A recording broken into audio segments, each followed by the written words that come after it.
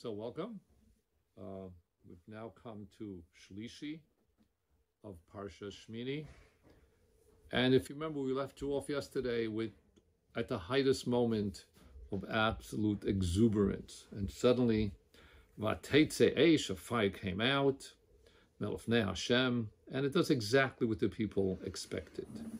Vatochal ala Mizbeach, it goes right onto the Mizbeach, and it burns up the Olah, the Chlavim. Vayar kol ha'am, everyone sees it. Vayarunu, and they're so happy. Miloshen Rina, Hashem is here. They've seen it. Vayplu al panehem, and they fall down on their face out of honor and respect for the Shekhinah. You're not supposed to look at it. They fall on their face. And here, Vayikhu b'nei Aaron, Nadav v'Avihu, the eldest, the two oldest of the 5 sons of Aaron, take ish machtoso, each one his pan, va'itnu bahen, and they place into it eish, vayasimol of ktores, vayakrivu v'nei Hashem, eish zara, they bring to Hashem a strange fire, asher lo tzivosam, that they were not commanded to do. And what happens? Immediately, as they place this strange fire, which they were not commanded to do, onto the actual Mizbeach, let me just turn to very thin pages. Vateitze eish milofnei Hashem. There's another fire. What's going on here? Fire comes out.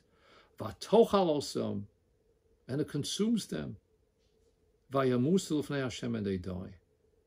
Here was the greatest day of joy that Am Yisrael experienced. Finally, we connect with Hashem. The avodah was perfect.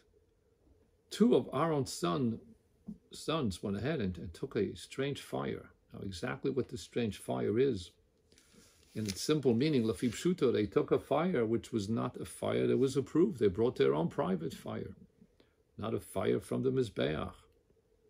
Like, what's going on here? But Chazal have so many opinions here. Rashi actually quotes a few of them. And I'll add a few more, but what is it that they did here that was strange? And some actually say they were actually waiting. Eish Zara is not realistically a strange fire. It's an Eish Zara that was burning inside them because they were what we would call in Yiddish shika. They were intoxicated. They drank wine, which is something which will come up soon in the Parsha. The Kohanim should not be intoxicated. Others say no, it was an intoxication of their heart. They actually walked around saying, Mosa yemusu shnei hazakenim halalo. When will these 2 elderly people die and we can take over? But yet, no matter what it is, of all the answers that we see here, all the possibilities that Chazal entertain that this Eish Zara might represent, it's very clear from what happens next. Here is Aaron, who it's the greatest day of his life, and suddenly he loses 2 sons on the spot. So what do we do here? It's so scary. Vayomei Moshe Aaron, immediately. Hu asher diber Hashem lemor. This is what Hashem said. But Krovaya Kadesh, with the holy ones, you'll be close to me. And Alpanei Kol Ha'om Achabed, like it was almost like this was expected. It's through such great closeness that I'm honored. And at that point, Vayidam Aaron kept silent. And of course, Rashi explains the greatness of Aaron to accept the Gzar Din.